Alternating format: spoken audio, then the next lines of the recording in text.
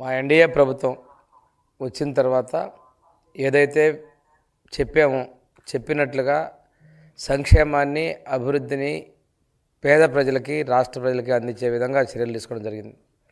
గత ప్రభుత్వంలో సంక్షేమాన్ని కొద్దిమందికే కుదించారు, పూర్తి స్థాయిలో చేయలేదు.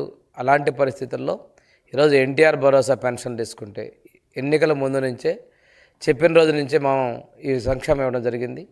63 లక్షల మందికి ప్రతి నెల కూడా 2,700 కోట్ల రూపాయలు పెంచిన ఎన్టీఆర్ భరోసా పెన్షన్లు ఇస్తున్నాం. దీపం 2 పథకం కింద కూడాను మనం అందరికీ కూడా అర్హత ఉన్న ప్రతి ఒక్క వ్యక్తికి కూడా 3 సిలిండర్ అనేది ఇవ్వడం జరిగింది.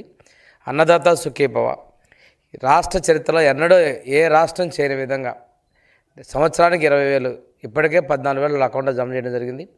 సంవత్సరానికి 20,000 అనేది రాష్ట్రంలో మనం మాత్రమే ఇస్తున్నాం, మిగతా దేశంలో ఎవరు ఇవ్వనట్టుగా ఇస్తున్నాం.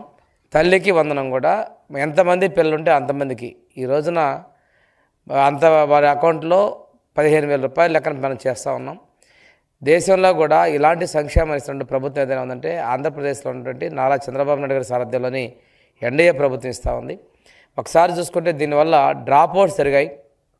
అదేవిధంగా ముఖ్యమంత్రి గారు ఈ మధ్యనే పాపులేషన్ మేనేజ్మెంట్ గురించి ప్రకటన ఇచ్చారు.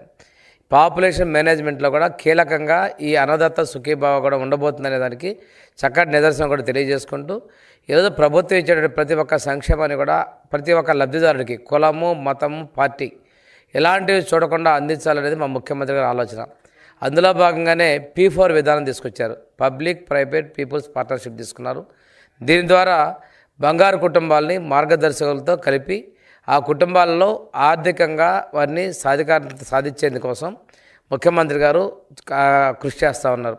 ప్రతి కుటుంబానికి ఒక ఎంటర్‌ప్రెన్యూర్ ఉండాలి అనే విధంగా మనం ముందుకు పోతా ఉన్నాం.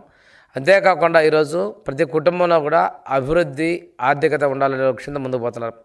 ఈరోజు తీసుకుంటే భారతదేశంలో కానీ ఇంతకుముందు మన రాష్ట్రంలో చేసినటువంటి ప్రభుత్వాలు కానీ ఎవరు ఇవ్వని విధంగా ముఖ్యమంత్రి సహాయ నిధి నుంచి చాలామంది పేదలకు వాళ్ళ ఆరోగ్య ఖర్చుల కోసం ఆ కుటుంబాలు చిన్నాభిన్నం కాకూడదు, ఇది వ్యాధి వచ్చింది హాస్పిటల్ పాలయ్యారు ప్రాణాలు దక్కించుకున్నారు కానీ ఆ కుటుంబాలు ఇబ్బంది పడకూడదనే ఉద్దేశంతో దాదాపుగా వందలాది కోట్ల రూపాయలు ఈ ఆర్థిక సీఎం సహాయం నుంచి ఇవ్వడం జరుగుతూ ఉంది.